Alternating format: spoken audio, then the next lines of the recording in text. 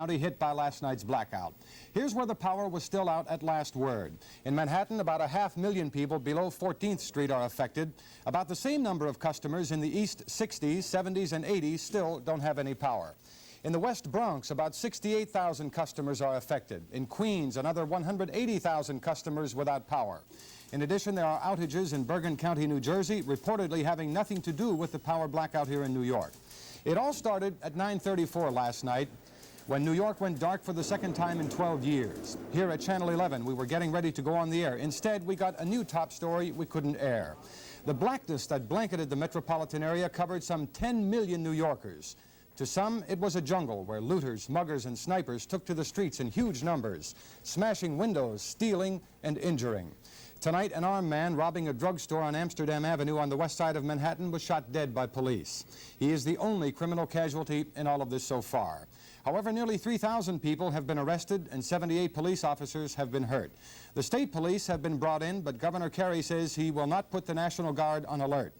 Arson has been a big problem, especially in the slum areas of the Bronx and Brooklyn. We'll have reports not only on the tragedies of the blackout, but on the many triumphs coming up. But first, Pat reports on how it all started.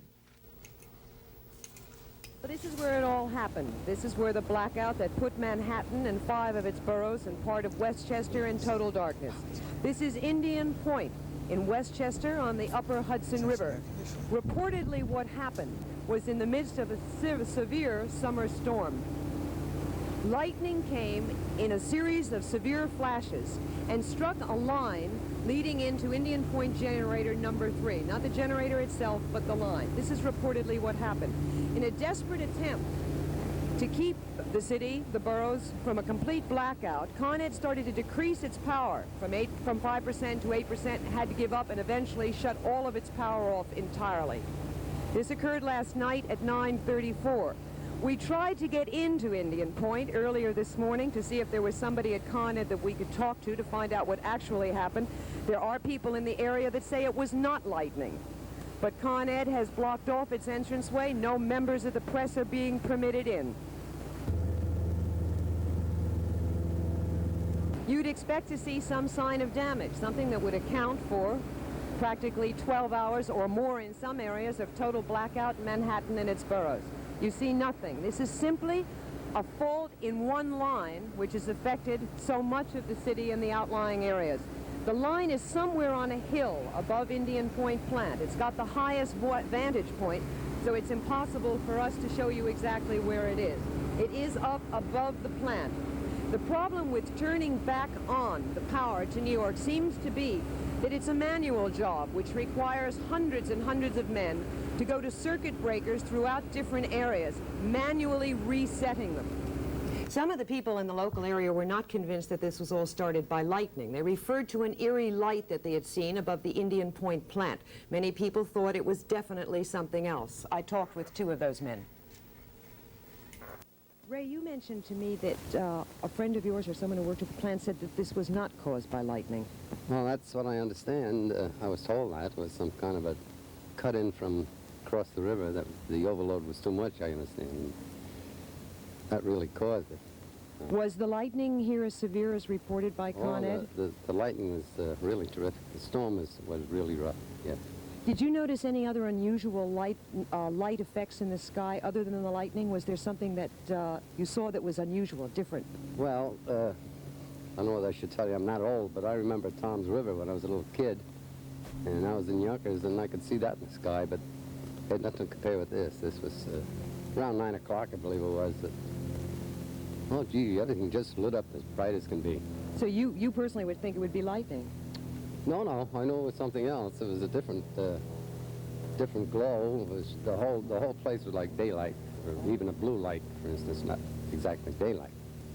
And that went off, and then it came back again in a few minutes, the second time. After all the lightning had stopped, I saw some bright lights in the sky up north. I live in Tarrytown, and the lights were much brighter than normal lightning. And I knew it wasn't lightning. I thought possibly something happened up here, but the lights were already off at this point. What kind of brightness was it? Was there a color that you can remember that was... It was more orange than anything. It was more of an orange color than lightning color, and there were no veins of light through it. The light that both men were referring to was clarified to me later when Con Ed did give us permission. As a matter of fact, we were the only news crew that was given permission to go into the Indian Point facility. The light that the men were referring to was reportedly the explosion of the transformer leading into generator number 3. At 10:45, another explosion was reported in another transformer at a substation, but I haven't talked to Con Ed since then, so that is definitely just a report. We were not permitted to film the transformer nor the damaged line. We did get a broad view for you, which you just saw, which were the 3 units, the 3 nuclear units, number 1, 2, and 3, and the tie line, which up until now I've always referred to as an electric tower, but I learned a lot today, some of which I'll be discussing a little bit later with Roger Field. There's one addition to this, which I will read to you. The FCC, the Federal Power Commission, says the tie lines from the other companies to Con Ed were not strong enough to help support New York, so they had to be cut off. The Federal Power Commission wants to know why these lines weren't strong enough, and they're planning an investigation into this. Steve? Okay, Pat.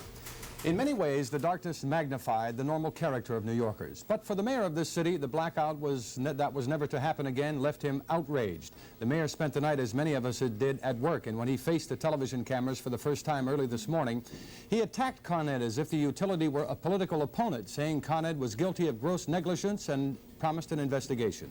We cannot tolerate, in this age of modern technology, a power system that can shut down the nation's largest city with a bolt of lightning in Rockland County. We deserve answers and remedies quickly. The Public Service Commission is already investigating this matter. The mayor has also appointed a board of inquiry with subpoena power to investigate all aspects. We're moving to appoint a board of inquiry and then to say that, however, before the board of inquiry sits, I declare the company guilty of gross negligence is a little like saying we'll have a fair trial before we hang the defendant. I don't think we were guilty of gross negligence at all. I think that the protective equipment we had on our system is good, it's modern, it's comparable to what other utilities have. Our machines were protected last night. In the first blackout, our machines didn't have the protection to keep them lubricated as they rolled down. We had that last night, and as a result, we had no major or consequential machine damage. So I just think respectfully, I think he's wrong about that. Then late last night, Mayor Beam had talked with Luce about this power failure. I spoke to Charles Luce, chairman of Con Edison, and I advised him to be prepared to explain to me and to the people of this city how a blackout of such proportions could occur after we'd been assured by Con Ed that the blackout experienced in 1965 couldn't happen again. Nobody can say that under no circumstances will there be power failures, because power is generated with machines operated by human beings, and there simply is no way. So there's no way we can have a foolproof system? There's no way, and there's no country or no utility in the United States or abroad that has an absolutely foolproof system. There's no such thing. Then Luce said the Con Ed company will appoint a board of inquiry of its own, and said last night's situation was compounded because Con Ed had imported or was buying about 1/3 of its power from another utility. The reason was money. It's cheaper at times for Con Ed to buy power rather than generate the power itself. Luce said the company owed it to its investors. Then Mayor Beam, citing the millions of frazzled New Yorkers who suffered through the muggy 20-hour ordeal without electricity, said of Con Ed, "Sometimes I think we ought to condemn them to hang." Beam snapped when asked if he might not be given the giant utility a fair shake. Patty? Coming up, we'll have film reports on the looting and arson that ravaged parts of the city during the blackout. And we'll show you how the hospitals coped during the emergency and turned to outdated practices to save lives. And some important information on how the blackout may have made some of your food dangerous to eat.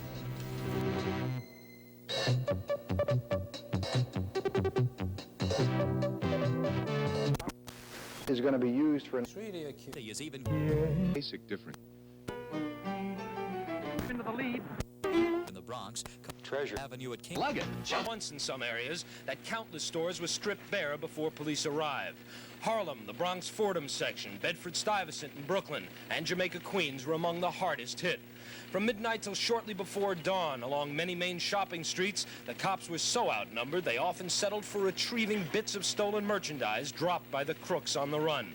Even inside the stores, while police sought to secure any goods which remained, looters popped up from behind counters and raced back out to the blackness. Windows were smashed, metal gates ripped away, and the streets filled with silhouettes carrying away whatever they'd grabbed. City officials already say the losses from damage and theft are astronomical, easily in the hundreds of millions of dollars. For the most part, the looters simply ran when the police arrived, but in Spanish Harlem at about 2 a.m., the roving looters began heaving rocks and bottles at the cops, and it took a fusillade of warning shots to disperse them. Yeah, you can. Out in the way now. Where you from? The North? Yeah. Yeah. Watch your heads over here, man. Are they They're shooting doing all at you? kinds of shit and everything. Shoot him, man! Shoot him!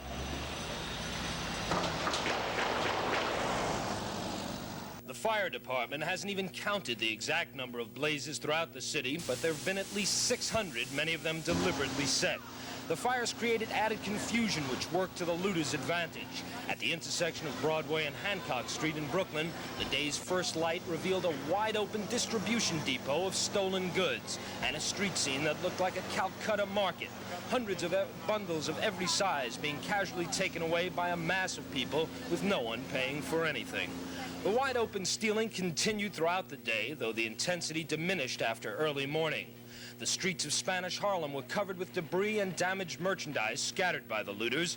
Many merchants managed to save some of their goods by standing overnight vigil at their shops with shotguns and pistols. But most arrived too late to salvage much. For hundreds of shopkeepers, the blackout of 1977 has meant financial disaster. I think 20 guys must have taken this gate. And a little at a time, from what the neighbors in the neighborhood told me, every time there were no police cars in the area, they pulled a little more. When the police cars came, they ran away. And it took about 3-4 hours to finally get the gate open. And fortunately, they caught 4 guys. I don't know what the outcome will be.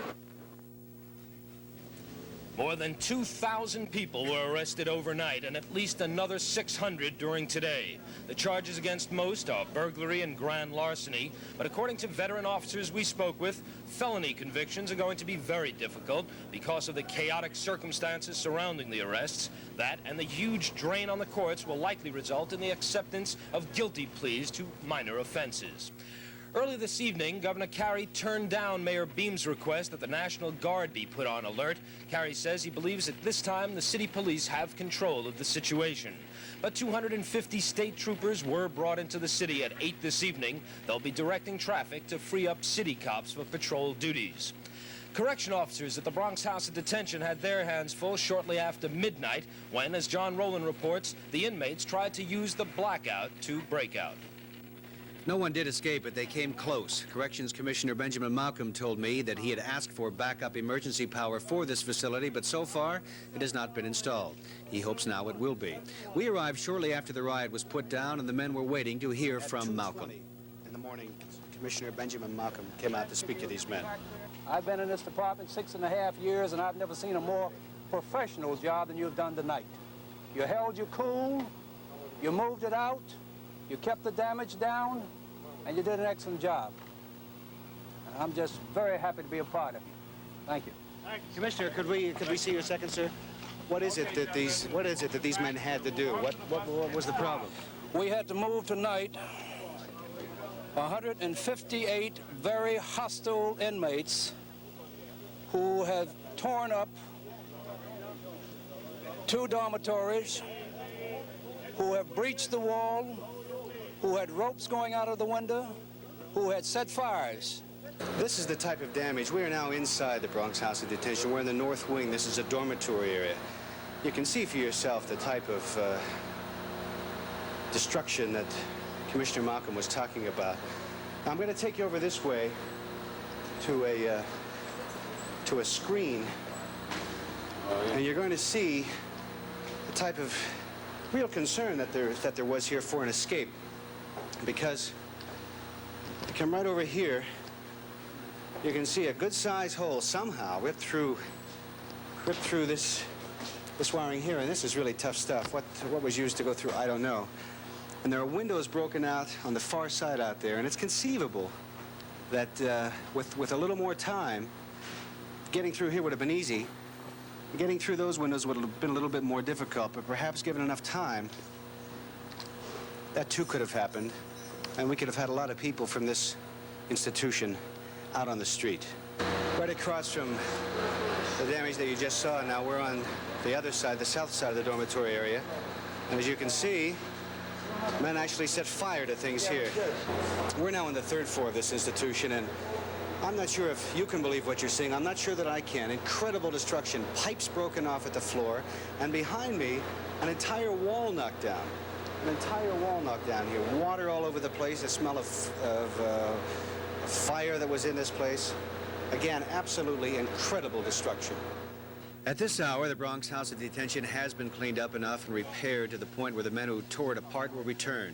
The thousands of people who looted during the blackout were taken to the tombs. It had to be reopened. The already overcrowded jails in the city just didn't have the room to take all the people who looted and burned during the power failure.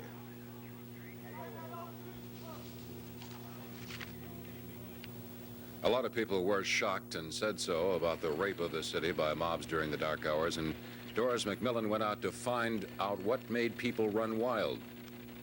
The question took us to Spanish Harlem, where the streets were paved with the remnants of what used to be store windows and security gates.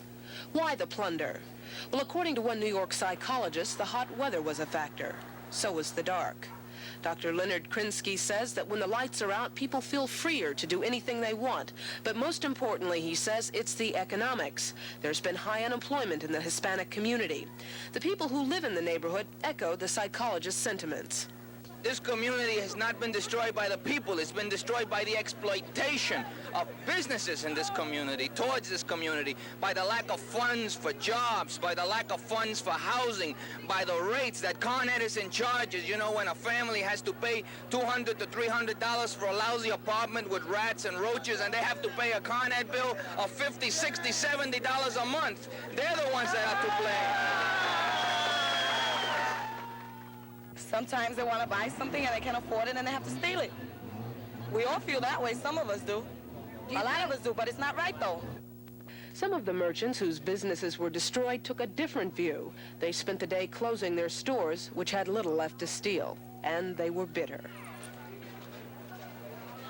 We've been here 75 years. We're a respected member of this community, and this is what was done to us. Hello. What are you going to do now? Nothing. What can we do anymore? We're lost. We're finished. We're wiped out. And these people are going to be lost because of that. They seem to be waiting for stuff like this. They seem to thrive on this kind of business. See, they hang around. They just hang around and wait for something to happen. so they can get in. See? And I'm not the only one. They took next doors, and they took the one store on the corner, took a few other stores up the street. What does this do to the community? It ruins it. They're going to make a ghost town out of this city of New York. Many of the stores in this neighborhood may not open again. The store owners say it's a shame since they've spent so many years in this neighborhood. As for the residents, well, they got what they wanted during the late night hours, but said one man, did they stop to think about tomorrow? On 107th and 3rd Avenue, this is Doris McMillan. And if you're wondering why your phone worked while your lights didn't, it's because Ma Bell has backup power. It went on when Con Ed went out. Ma Bell says it handled something like 80 million calls during the blackout, twice as many as would be the normal amount.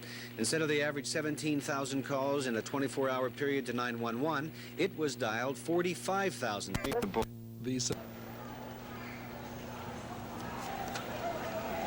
Kurt's furniture store was just about cleaned out when the owner arrived this morning.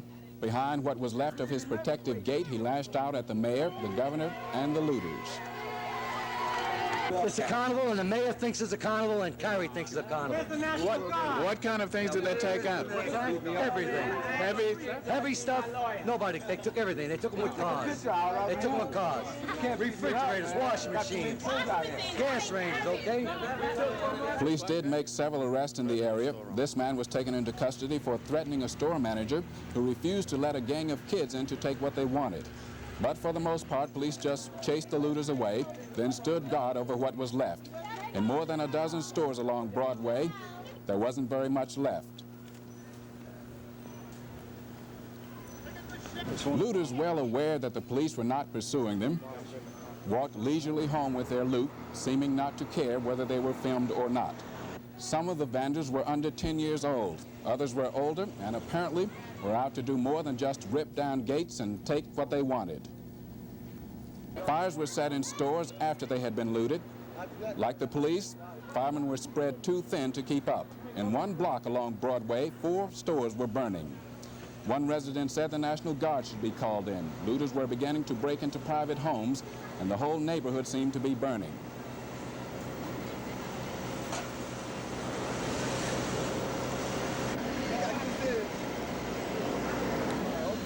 Deputy Fire Chief Robert Lindgren shook his head in frustration. There's one down the street, it's just starting. They don't even have the apparatus down there yet. 2 blocks further down, there's another one. 2 blocks further down, there's another one. They're all over the place. Manpower? Oh, we got the manpower, but they're bouncing them all over the place, and they're taking a shellacking. They're taking a real beating. We're doing all we can do. What about physically? Are the people bothering you? Or? No, we haven't had any problems like that. Physically, the fires are taking us physically. Most of these fellas worked all night, and they're still working today. Tough night. It's a bad night, very bad. It was a very bad night and a bad day for a lot of people. The owner of this small clothing store watched the store burn after it had been looted. He said he didn't understand what was going on. What do you want me to think? I don't know. I don't know what to do. Mayor Beam issued a request tonight urging religious leaders of all faiths to go to their local precincts, ride patrol cars with police, and appeal to community leaders to keep their communities calm. But so far, many areas are far from quiet. Steve? Thank you, Frank.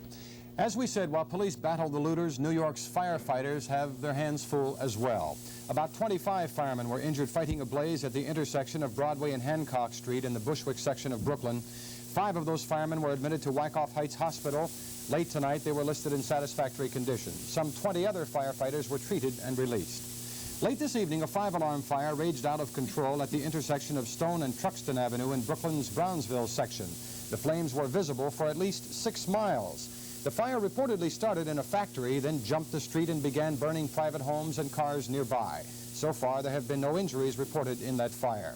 And firemen say they're having trouble fighting the fire because of low water pressure in the area due to open hydrants. Getting information from the area has been difficult, to say the least. A little while ago, one of our reporters got through to the Brooklyn Fire Dispatcher's office. The dispatcher said he could not talk to us. He said he had 4 major fires burning at one time and not enough men to handle it. Police have been advising people to stay out of the Brownsville and Bushwick areas of Brooklyn all day. The fire department issued some statistics late this evening. They say they handled more than 1,600 alarms during the first 12 hours of the blackout. Almost 2/3, that's 2/3 of those alarms, they say, were false alarms. And as we mentioned, several fires continue to burn in Brooklyn right now, one tragic result of New York's blackout of 1977.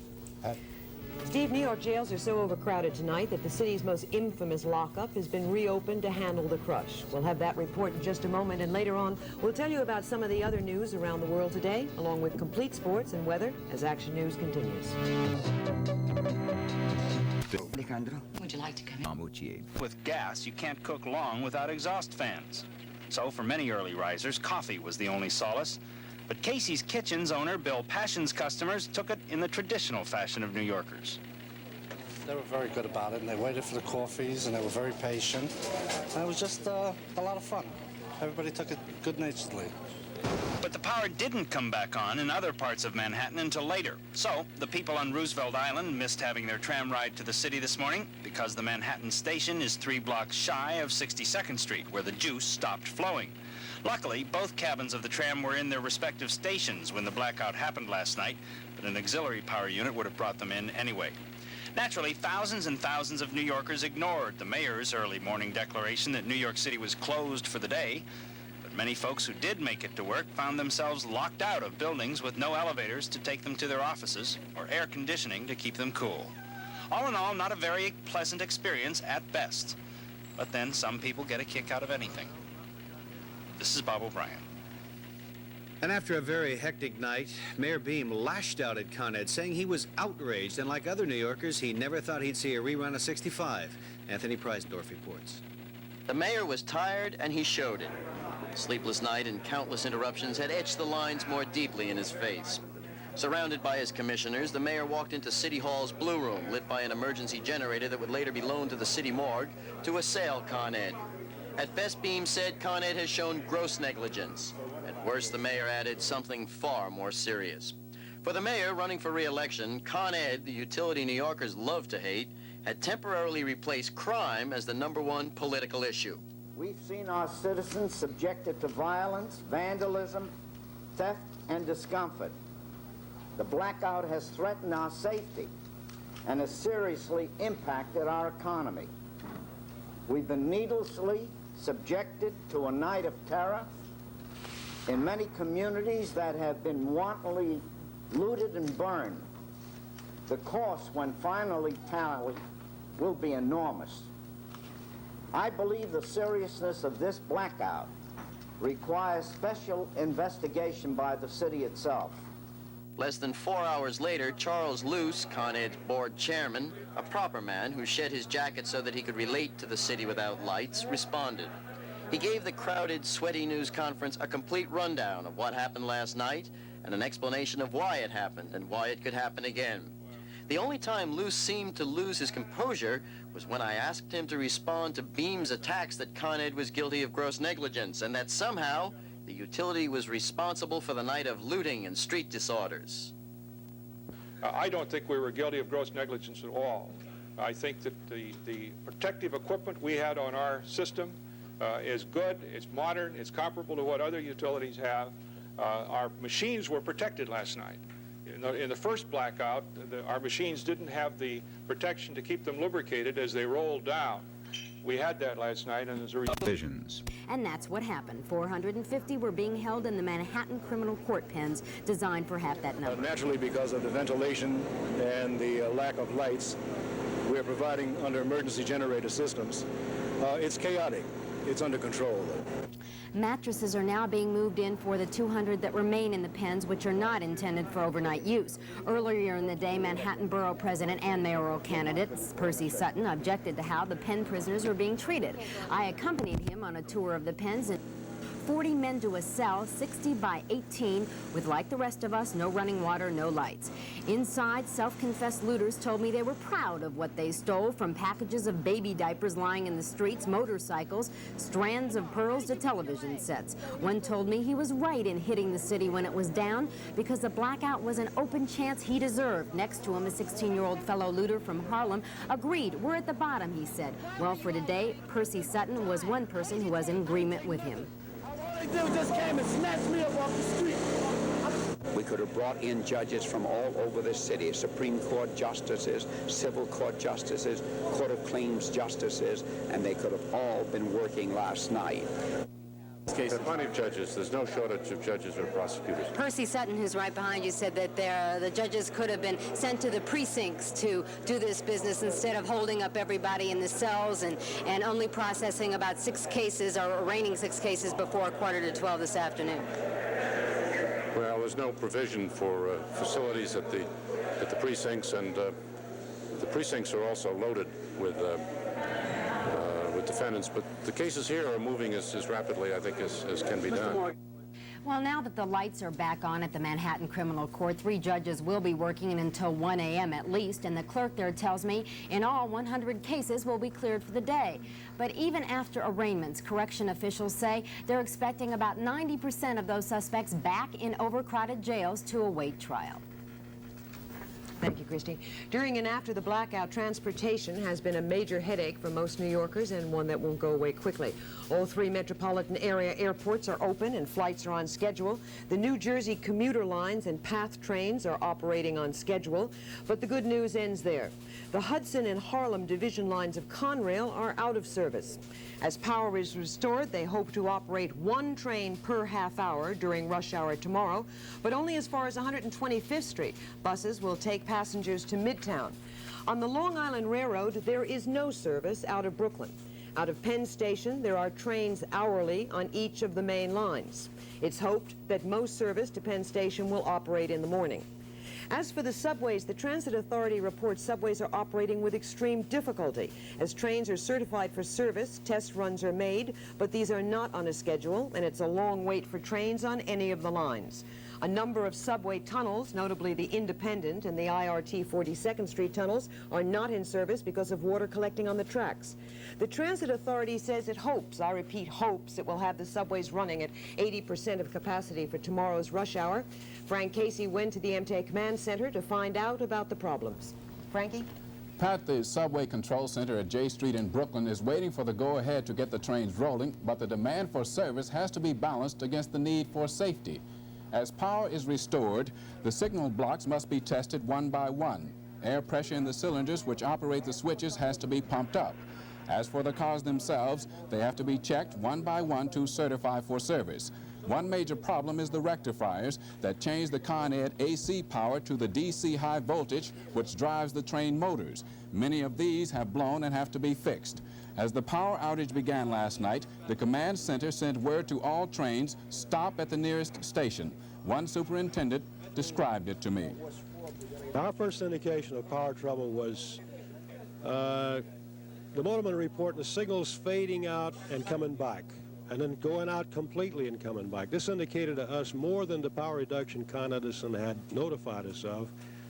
And my counterpart on the PM here, the PM superintendent, ordered all trains to operate into the nearest station and stand by there till we found out what was going on. Now, some lines we had as much as 3 minutes to get this done. Some lines we only had 30 seconds. And with this short time, we had 7 trains caught out of stations that had to be evacuated. Only 7 trains were caught between stations? Right, only 7 out of approximately 150 to 200 trains. We're preparing to go back as Con Edison gives us the power. We're cleaning up our trouble with water conditions that we normally get when the pumps stop operating due to a power failure. When a complex system like the New York City subway goes, getting it back up again is not as simple as throwing a switch. Superintendent Smith told me about some of the problems they face. When the system operator tells us, to our power department, that they have power from Con Edison and they can restore, the desk train master is the only man with authority to restore the power. He knows where he can take the power on, where we have people working on the track clearing up water situations, or in some cases we had last night where we were actually evacuating passengers to the track. Getting the subway system back to its normal pace will be at least an all-night affair. Batteries in the stalled trains take a couple of hours to recharge, and then there is the problem of getting the crews to the trains. Unsnarling the subway mess is one of the city's biggest tasks in this emergency. It doesn't help when other city services like police and fire are also being pressed to the limit. Steve? Thank you, Frank. Now some vital information of a different kind. If you're wondering what to do with food from the freezer and refrigerator that was at room temperature for a few hours during that blackout, the city's Department of Consumer Affairs and the Food and Drug Administration advise extreme caution in eating or refreezing that food simply because of the danger of food poisoning. Meat, dairy products, custards, puddings, gravies, and mayonnaise-type dressings are better to be thrown out. Food from the freezer that still contains ice crystals, especially vegetables, can be refrozen, although the flavors may change, but highly perishable foods like liver or shellfish should not be refrozen. In fact, if the food is warm to the touch, throw it away. And anything you do, cook it thoroughly to kill all of the bacteria. And a good point to remember, if you're not sure, just throw it out. It's certainly better than food poisoning. Peg. Beside the inconvenience, New York City lost millions of dollars as a result of the blackout. With Wall Street shut down, the city was out $5 million in expected stock transfer and sales taxes. The overall loss for everyone connected with the market and for the worldwide financial community could be into the hundreds of millions of dollars. More about that in Bill Littauer's Business Report. There's been a lot of talk recently about the decline of New York, the businesses that are moving out, the brokerage firms moving across the Hudson. But don't underestimate the impact this blackout had. We'll probably never know just how much it cost. The city estimates that lost business alone will run into the hundreds of millions of dollars. Many of the biggest banks in the world were closed. The stock and commodity markets were unable to operate. New York City lost $5 million in sales and transfer taxes alone. This is still the financial capital of the world, and when business grinds to a halt in New York, the impact is felt not only across the country, but around the globe. Businessmen around the world trust New York. The phones work. The mails move regularly. We aren't surprised by crippling wildcat strikes. How many multi-million-dollar international deals may have been held up from Japan to Saudi Arabia because the bankers, the brokers, the shippers, or even the technicians that make the computers hum couldn't get to work in New York today? And that doesn't include the millions lost in the looting, arson, and vandalism that took place in the streets. This blackout may have hit New York, but it must have been felt around the world. Coming up, we'll hear from some of our reporters and staff about how individual New Yorkers coped with the crisis. And science editor Roger Field will compare the blackout of 1965 to the blackout of 1977 when we continue.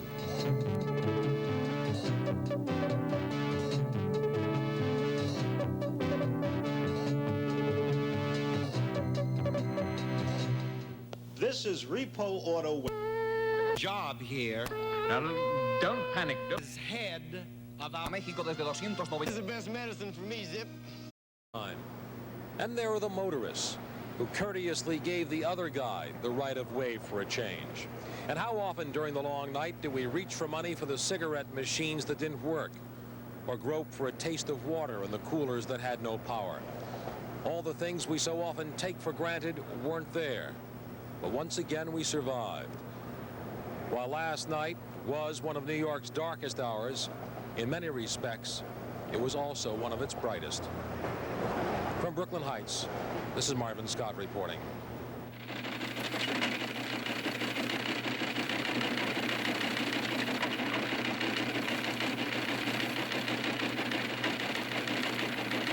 What size luxury? Your Lincoln Mercury dealer offers 3 luxury car choices. Lincoln Versailles, a new smaller-sized luxury car, similar in size to the finest European luxury sedans. Continental Mark V, a personal-sized luxury car.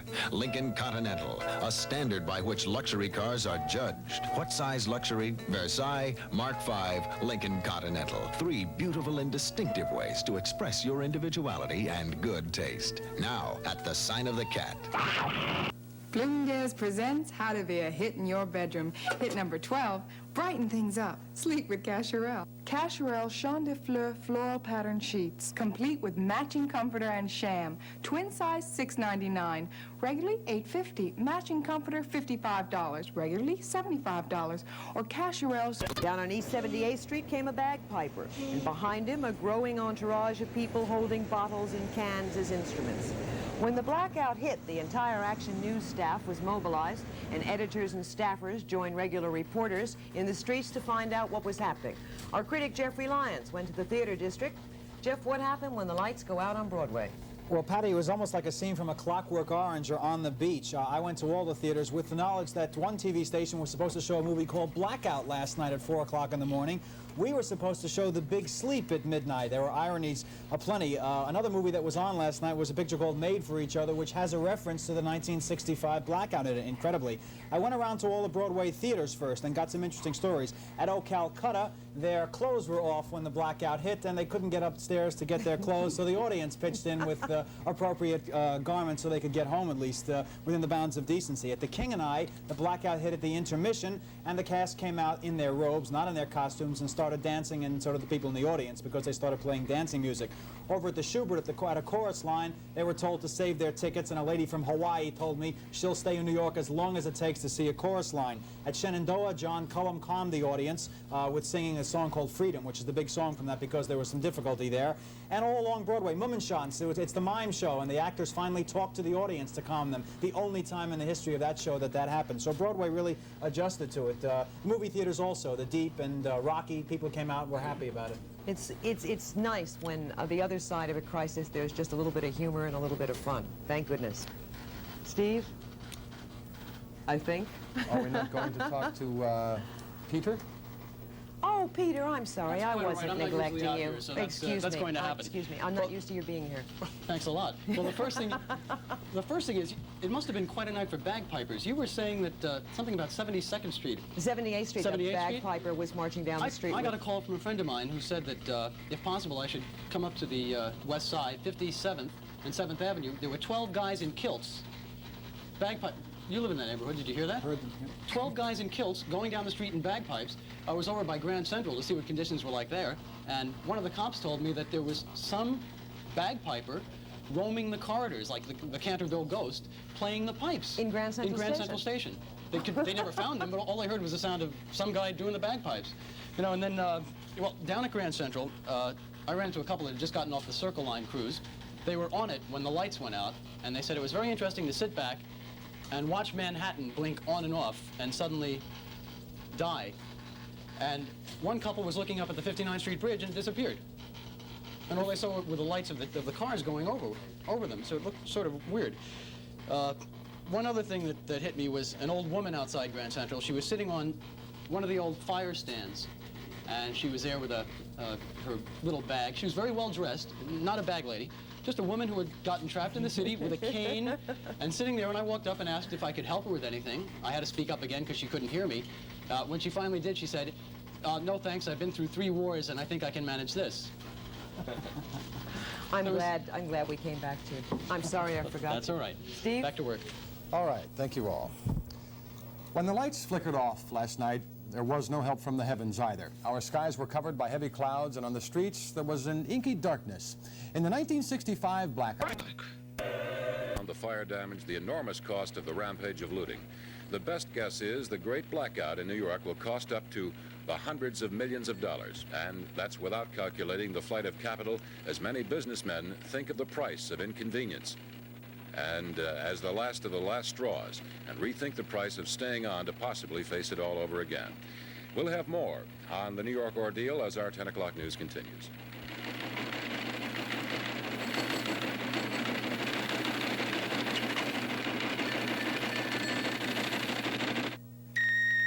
Here's news about a really important new sound. It's the beeps of Radio Relay, the radio paging service that keeps you in touch 24 hours a day, 7 days a week. Power line and a crucial substation, both directly north of the city. Together, they accounted for roughly 1/3 of all power reaching the city, and by going out, they overloaded the Ravenswood plant in Queens. All 5 boroughs and Westchester went dark, but this time the domino effect stopped there. Now, there are several reasons why the blackout was contained this time. In engineering terms, under-frequency relays let power pool members shed load. Now, that's technical talk. What it means in ordinary language is that the network of generating stations now have sophisticated switches between them that act like fuses. They open up when a section gets in trouble and its power plants start grinding slower and slower and slower. These switches sense the slowdown and disconnect power to the troubled area. These days, there are also more power lines and more generators. Now, since the last great blackout, the new technique has had its ups and downs. It did great in 1971 when a similar disaster affected only part of Long Island. It did poorly last year in Utah when an electrical problem blacked out the whole state and part of Wyoming. And it fared not so well recently in Florida when 2 outages hit the southern part of that state.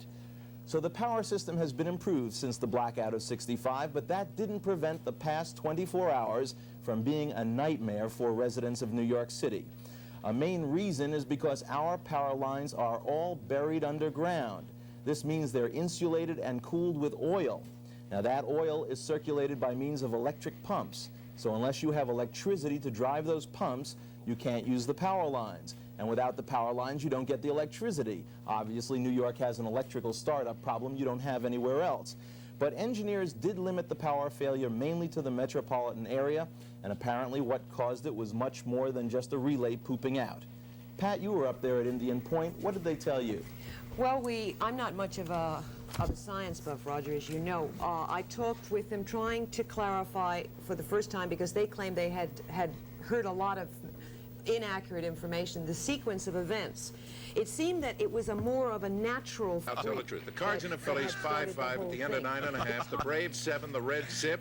That's after 8 innings. George Foster has hit 3 home runs. The Dodgers 2, the Astros 2 at the end of 6 1/2, and they're pulling me off. Why did you give me credit? Anyway, there was plenty of power in Milwaukee this afternoon, mainly from the bat of Reggie Jackson. He had 2 home runs, and George Zeber had one as the Yankees beat the Brewers 6-3. Ed Figueroa got the win with some help from Sparky Lyle, who did not fizz out. Tonight, it's the Red Sox leading the Indians 7-4 in the 8th inning. The Orioles have a 2-1 lead over the Rangers. That is in the 6th inning. And the Royals are leading the Tigers 3-2 in the 6th inning. This afternoon, it was the White Sox beating the Blue Jays 2-1 as Ken Kravick pitched a 3-hitter. Later, Seattle is at California. Bill? Fred Marty set a course record at 64 today to take the lead at the Pleasant Valley Golf Classic in Sutton, Massachusetts. Ray Floyd and Dale Hayes are at 67. Tom Watson, Jack Nicklaus at 68, along with Tom Weiskopf and George Burns. Hugh B. Green had 72. Senor.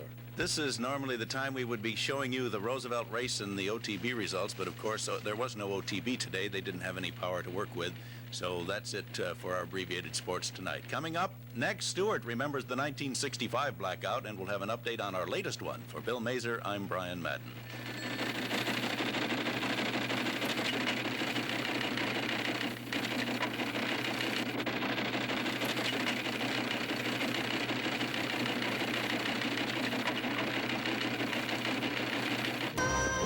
2 degrees. It'll be clear and warm tonight. Low temperature in the low 70s. Partly sunny and hot tomorrow. More humid and a temperature around 90 degrees. I'm John Vitiver. Here's more of your music on Y97. Ethical. A struggle truly to imitate the ideal. And that... You can put up to 10 years of news. The power was not restored until after 5 this evening, while the staff is preparing a 64. I'm really going to miss this place. We didn't need the 92-degree high under blazing sunshine this day of all days, but that's the way it was. And we'll have a clear, warm night, hopefully with no loss of vital electrical power, so the air conditioners will probably be humming again. Tomorrow also, we'll have another hot, sunny day, but more humid, and therefore a little more uncomfortable than today. There's a chance of afternoon rain, perhaps in summer thunder showers tomorrow. It looks like a hot, sticky weekend all around New York metropolitan area. Hot on Saturday, Sunday warm, sunny, and less humid again. And the next work week should begin with fair skies, temperatures in the 80s. Where were you when the lights went out in 65? President Lyndon Johnson was recovering from a gallbladder operation, the fighting was fierce in Vietnam, and John Lindsay had just been elected mayor. Stuart Klein recalls the Big Apple blackout of 12 years ago. A Scandinavian Airlines passenger plane was circling to land after an 8-hour flight from Copenhagen when pilot Carl Lofsted looked down and suddenly Kennedy Airport disappeared. The time was 5:27 p.m., Tuesday, November 9th, 1965, and at that instant, the lights went out. Within 15 minutes, a massive power failure had plunged into darkness an area from Canada to Pennsylvania containing 30 million people. And hardest hit was the Big Apple. It was the height of the evening rush hour. 600,000 people were aboard subway cars when the power failed. Some stayed there for 13 hours. Another 100,000 railroad commuters were stranded. Elevators in Manhattan's fabled skyscrapers suddenly became pockets of terror. Yet, at the outset of the blackout, the mood of the eerie, darkened metropolis was amiable. Citizens directed traffic, the drinks were on the house at numerous bars, volunteers from a nearby restaurant raced to St. Vincent's Hospital to manually operate iron lungs. Cathedral on the lobby floor of the Waldorf Astoria. The bare floors of National Guard armories became beds for thousands. But in the main, New Yorkers coped. A crowd inside the Roosevelt Hotel happily chanted, was fully restored, 13 and a half hours. The last areas to come online, parts of Manhattan, the Upper East Side, and scattered parts of Queens and Brooklyn. The outlook for tomorrow morning's rush hour is pretty good. The big problem will be traffic lights left out of phase by the blackout, but engineers will start resetting them in the morning. Subways were rolling by late this afternoon, with the exception of the IND lines that had been affected by the Brooklyn-Queens power problems, and they were normal by about 8 p.m. The commuter lines say that trains will be running normally in the morning, and that the 2 East River tunnels have now been operating for some hours. There will be extra personnel on the streets helping traffic in the morning. 250 state troopers tonight join city police in trying to restore order to the now brightening Gotham. Governor Kerry has asked for federal disaster relief for the city, but he did not put the National Guard on alert tonight, as Mayor Beam had asked. Jim? Well, what went wrong? The Federal Power Commission is under orders right now from President Carter to find out and to do so quickly. They'll hold a hearing here in the city tomorrow morning. Mr. Carter's order came with the request of an angry Mayor Beam. Given what occurred 12 years ago, Con Ed's performance is, at the very least, gross negligence, and at the worst, far more serious.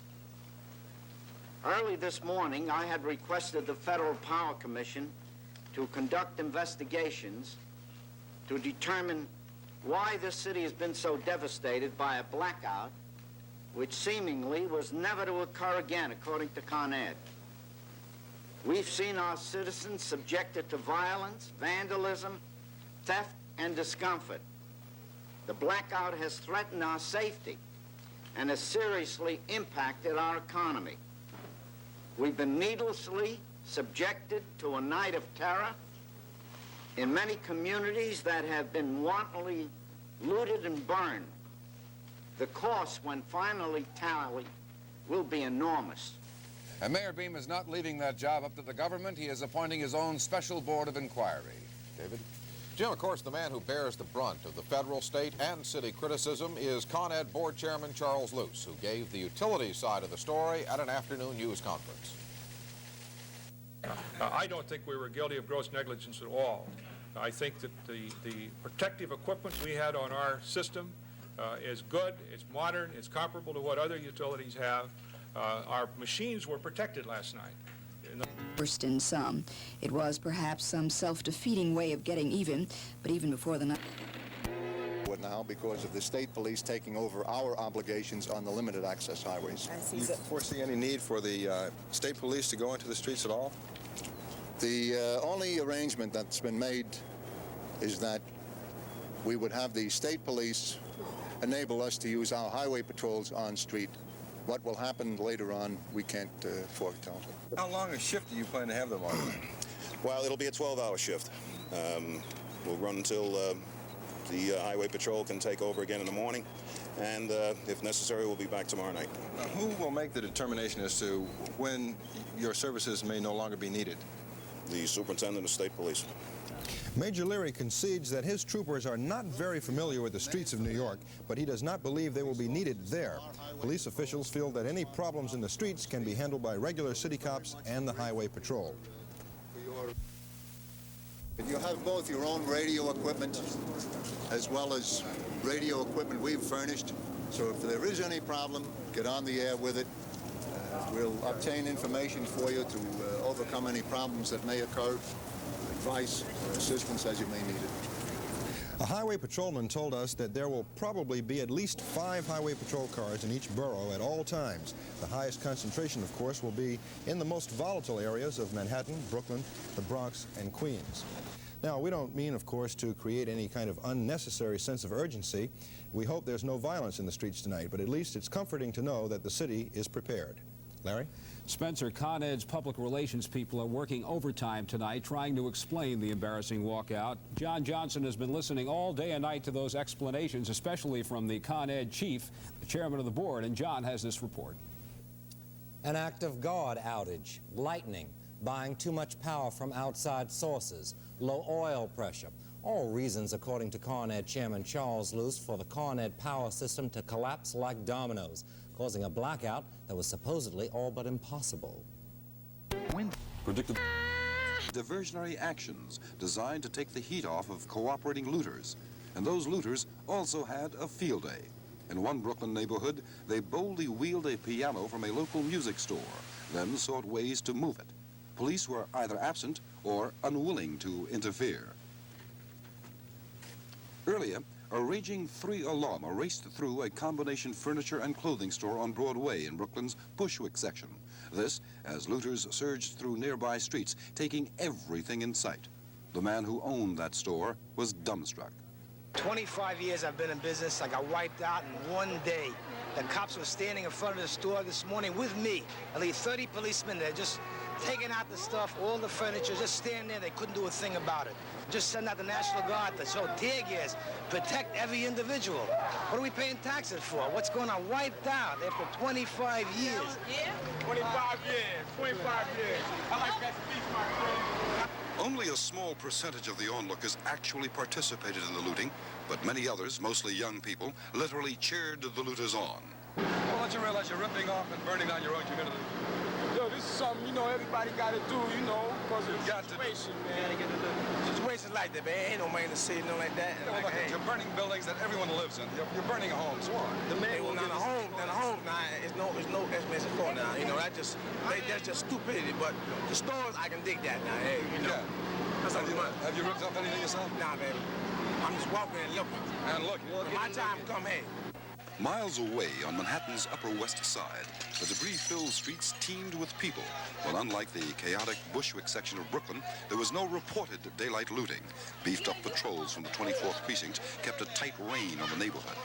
At the precinct itself, where all leaves and vacations were canceled and all offices were working 12-hour tours, Lieutenant David Velez ruefully cited some shocking statistics that reflected the scope of last night's violence.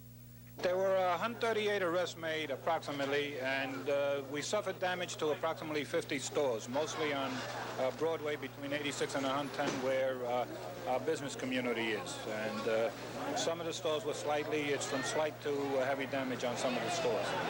One of the stores hardest hit on Amsterdam Avenue, a hardware store owned by Leonard Altman.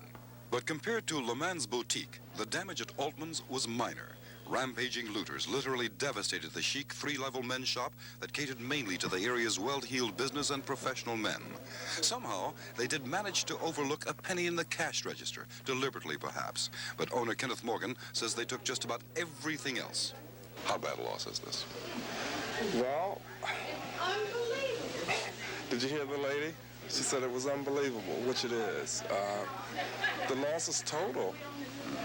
I think there is one shoe left in the store, and it was fully stocked. The furnitures and fixtures, most of them are gone, are broken. Do you think you could ever start up again? That's what I was thinking about, and I think that we will. Yeah. With the return of even partial electric power, police say the situation should return to normal. And with the beefed-up patrols and the state police reserves called into the city, officials believe the message is loud and clear. The end of violence is upon us. This is Chris Borkin, Channel 2 News reporting. And while tonight did not see the end of violence, it was nothing at all the way it was last night. John Tesh will have a report on that, and consumer editor John Stossel will have some advice about all that food warming in your refrigerator as our coverage of Blackout 77 continues. Control center, these people are talking to modem. Well, it started right now. In fact, got a box. Outrage that at this hour, the city of New York is still without power, and the prospects for restoration of full electrical service remain vague as far as Con Ed is concerned. And given what occurred 12 years ago, Con Ed's performance is at the very least gross negligence, and at the worst far more serious. We've seen our citizens subjected to violence, vandalism, theft, and discomfort. The blackout has threatened our safety and has seriously impacted our economy. We've been needlessly subjected to a night of terror in many communities that have been wantonly looted and burned. Tonight, the mayor says he wants convicted looters punished to the fullest extent of the law. Well, the cost of human suffering and inconvenience can never be measured, but the cost in dollars can. City Hall officials say that losses will run into hundreds of millions of dollars due to losses to business, city taxes, and overtime for police and firefighters. While the Transit Authority is struggling to get its trains back in service, Eyewitness News finds it's getting off to a pretty shaky start. This evening, we checked the 59th Street Columbus Circle stop and found few people waiting for trains. Ironically, there were more people waiting for Brooklyn-bound trains that were not yet running southbound to Brooklyn. Started off at 110th Street, and just as the train was pulling up there, I waited about